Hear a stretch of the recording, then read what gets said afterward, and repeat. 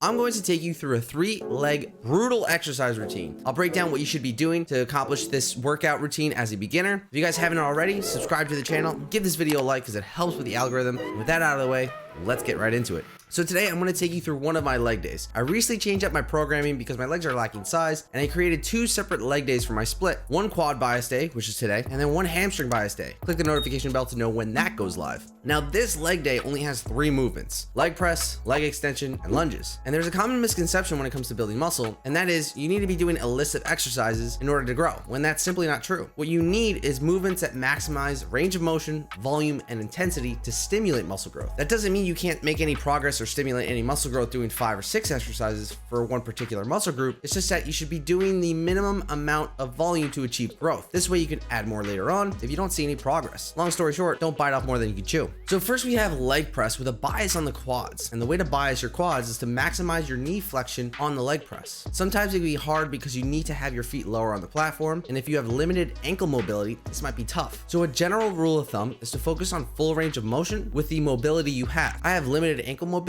but I still managed to get a solid amount of knee flexion. Right here, I'm doing 4 sets of 12 to 20 reps. The first 2 sets, I'm not trying to hit failure, only reaching 2 to 1 reps in reserve or 2 to 1 RIR. The overall goal is to hit failure on the last 2 sets when I'm really fatigued. If I try to hit failure on my first 2 sets, I won't really be able to do the next 2 sets at the desired rep range. Last week when I did this, I was able to hit 20 on my first set. So this week I decided to increase the weight and I achieved 17 on the first set.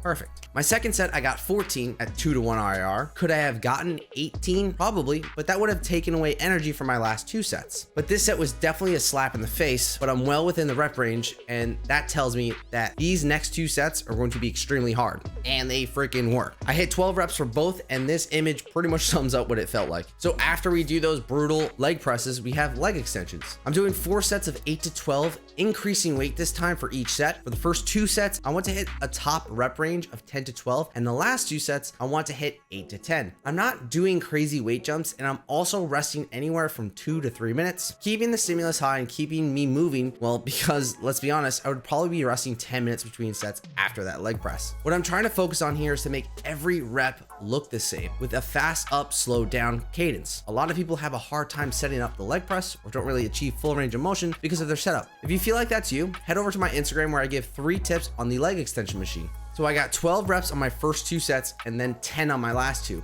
I only got 8 reps last week on my last set, so that's a 2 rep PR. So the last exercise of the day is walking lunges. So I used a pair of 20-pound dumbbells this week for 3 reasons. This is my first week with the movement. I want to progress next week, and I was so exhausted at the first 2 exercises so that I went a little bit lighter. I'm making sure to keep my weight all on that front leg to bias my quad more. This also produces a lot of force on the knee and ankle, so if your knees are yelling at you during this movement, but they don't normally do when you do regular lunges, then stick to regular lunges. I went for 2 sets of 10 to 12 lunges per side, so 20 to 24 total, and as you can see here, I was completely spent by the end of it. And this was my second set. So that was a breakdown of my quad bias leg day and what works best for me. But what about you? Well, if you're a beginner and you just recently started lifting within the past 6 to 8 months and you want to do the full workout, I recommend doing these few things. With the leg press, I recommend doing 2 sets of leg press, 3 sets of leg extensions, and 2 sets of bodyweight lunges, totaling up to 7 sets. The reason why we do this is because we want to accumulate enough volume without thrashing yourself for the rest of the training week. Remember, you're learning how to lift, and like I said in the beginning of the video, don't bite off more than you can chew. The most important thing is remember to keep your form tight, drop your ego at the door, and have fun with it. If you guys enjoyed this video, please drop a like, consider subscribing, comment down below on what other days and what other recommendations I can make for you, and let me know how this leg day went for you. I'll see you on the next one, guys. Peace out.